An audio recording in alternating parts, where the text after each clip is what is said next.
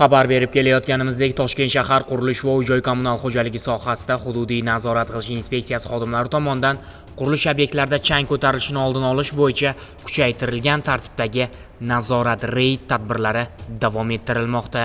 Mazkur tadbirlar jarayonida qurilish hududlarida changlanishning asosiy manbalari, maxsus texnika harakati, yuk va qurilish materiallarining tashilishi, ochiq maydonlarda olib borilayotgan ishlar bo'yicha qat'iy monitoring ishlari o'rnatilgan.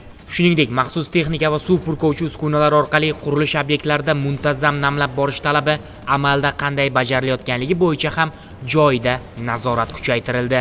Ushbu choralar esa chang ko'tarilishining oldini olishga qaratilgan. Talabni bajarmagan qurilish tashkilotlariga nisbatan esa amaldagi qonunchilik asosida tegishli choralar ko'rilmoqda. Reyd tadbirlari jarayonida avtomobillarni hamda suv purkagichlarni ko'paytirish maqsadida inspeksiya mutaxassislari tomonidan bajarilishi majburiy bo'lgan yozma ko'rsatmalar berilmoqda. Agarda yozma ko'rsatma ijrosi o'z vaqtida bajarilmasa, ma'muriy javobgarlikka tortilib, vaqtincha qurilish ishlari to'xtatilib turildi.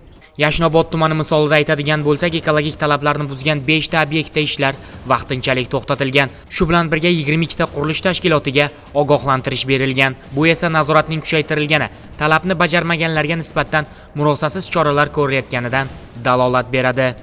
Qurilish maydonimizga qurilish inspeksiyasidan xodimlar kelib doimiy monitoring olib borilmoqda va bizada mavjud suv purkagichlarimizni yanada ko'paytirish talab qo'yilmoqda va mashinalar chiqib ketayotgan jarayondagi bizani kartchalarimizni yana ko'paytirish masalasi qo'yilmoqda.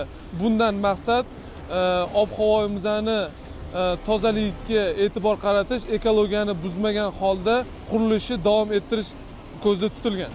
Olib borilayotgan mazkur reydlar qurilish jarayonida ekologik intizomni mustahkamlash, shuningdek qurilish tashkilotlarining javobgarligini oshirishga qaratilgan.